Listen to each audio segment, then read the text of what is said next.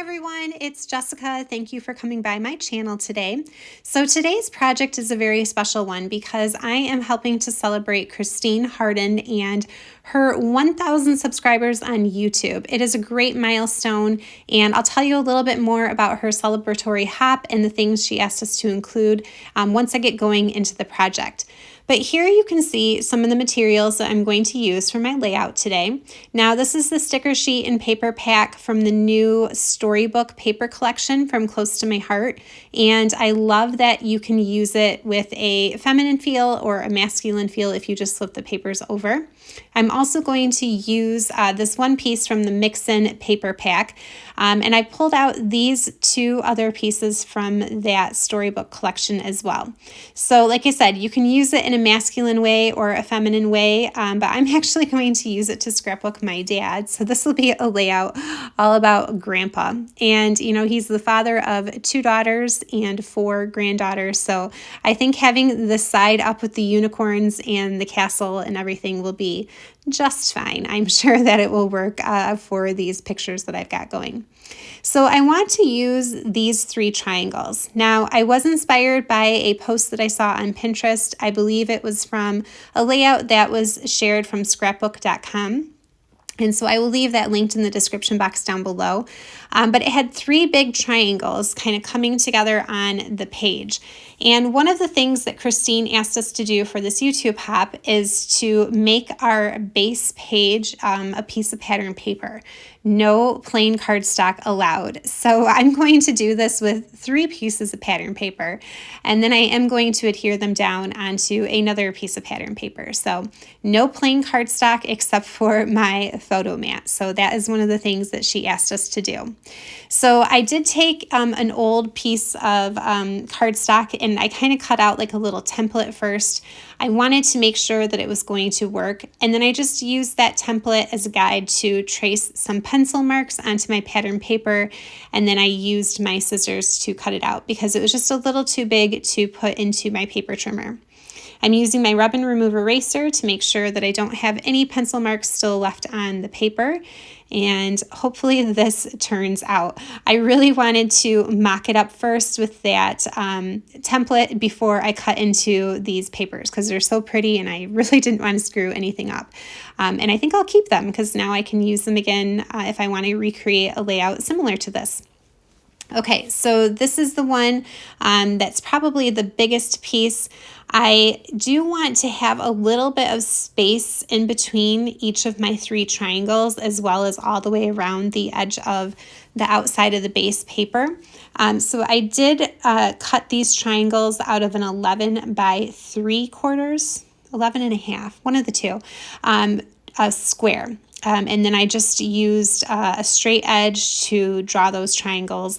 I basically found the center and then went from the center to each of the corners. And that was how I made my little template.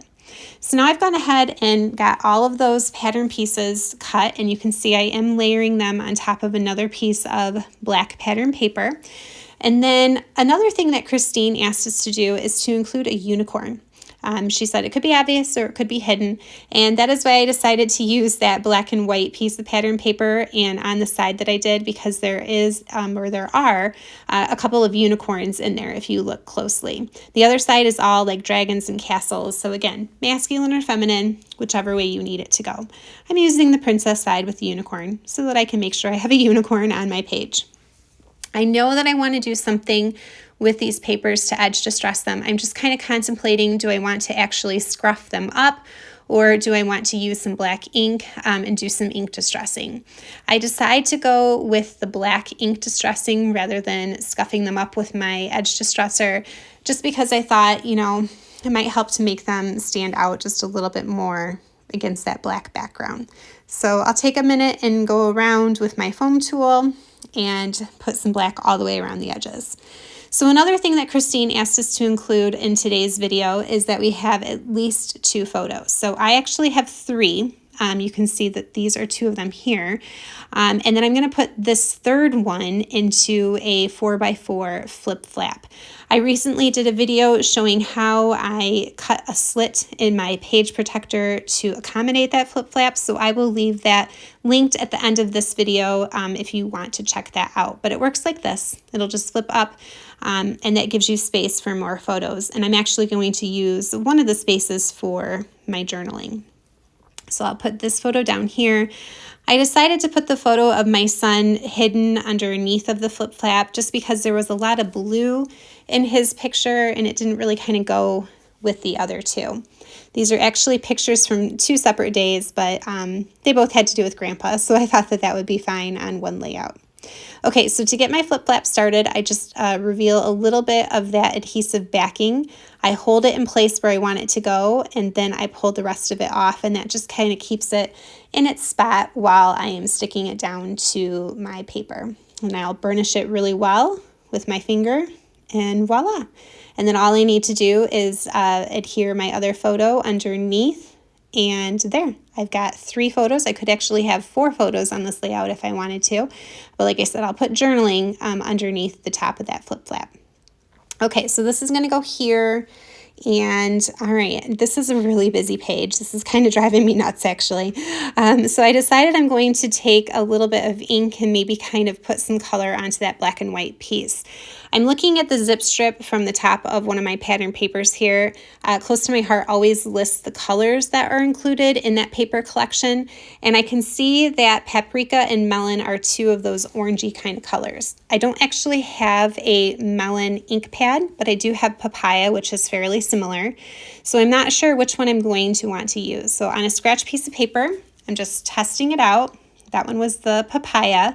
And then as soon as I test the paprika, I was like, oh gosh, no. It looks like a blood stain on the page.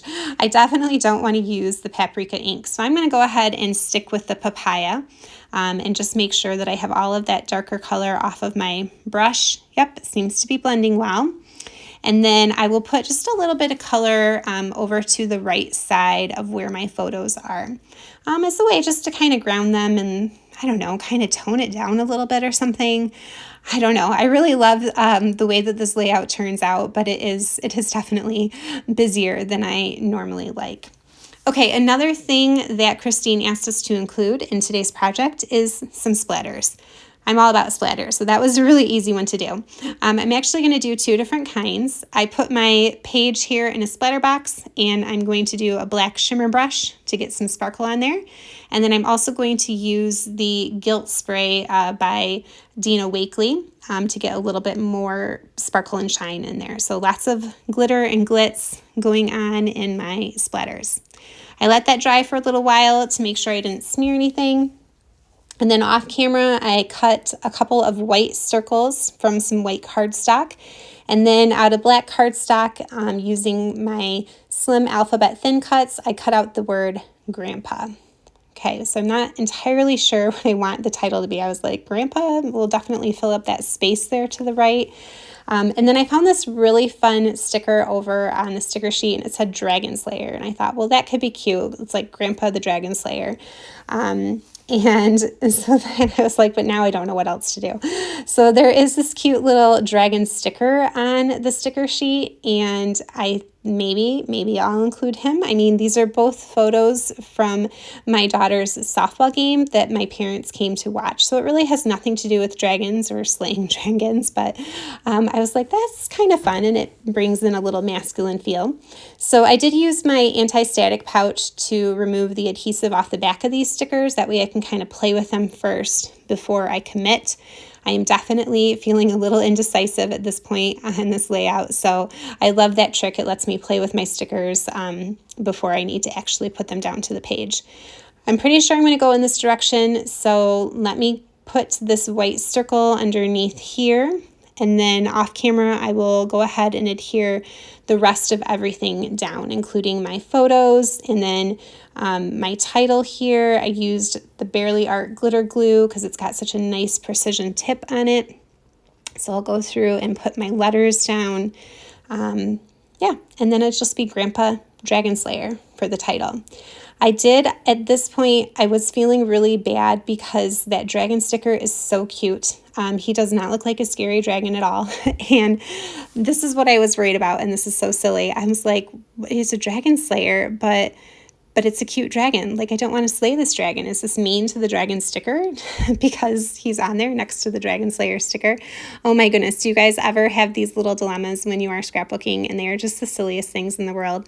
I didn't know what else to do for the title, so I went with it. I hope that this dragon sticker is not offended. Okay, I will put that there, and then because that paprika color is in that sticker, I did pull off that crown sticker as well, and I thought that that would be a good way to bring in the color too.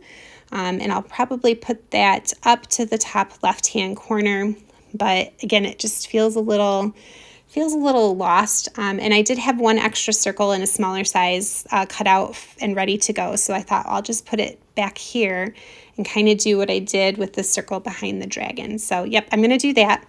I'm going to put both the crown and the dragon up on foam tape because that was the final thing that Christine asked us to include in the project, was to have some foam tape. So couple last little stickers off of the sticker sheet. Again, trying to grab some things in that paprika color so that I can create a visual triangle with that particular color, which is really jumping up off the page. Yeah, I think that's going to be it. I just need to do my little journal spot now. Okay, so I've grabbed a piece of paprika cardstock, and using a little bit of that leftover ink on my foam tool, edge distressing that to match the other papers.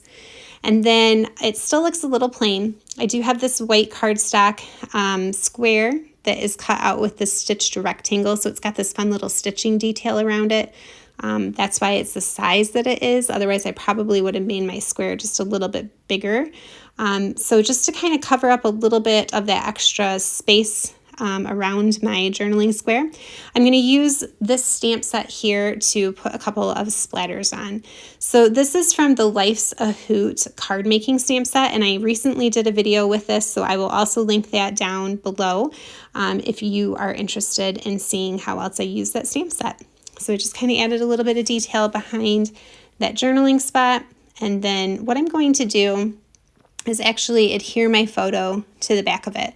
That way they both stay in place and don't kind of shift around and have, one peeking out from behind the other. So I like to do that in my flip flaps, is just kind of glue the two parts together and keep it all as one when I stick it in there. Okay, get that on there. And again, like I said, I will link to a video at the end of this that shows how I work around this flip flap with my page protector. It's really very simple. Okay, and I think at this point, I'm pretty much done. I've got 3 photos. I have something on foam tape. I have a hidden unicorn. I have splatters. I have pattern paper for my background. Those are all the things Christine asked us to include. So again, congratulations to Christine Harden and her 1,000 subscribers on YouTube. That is quite the accomplishment. Congratulations. Make sure that you check out all the other ladies who are playing along. Their videos will be linked in the description box down below. I appreciate your stopping by and watching. Have a wonderful day, everyone. Happy crafting. See you next time.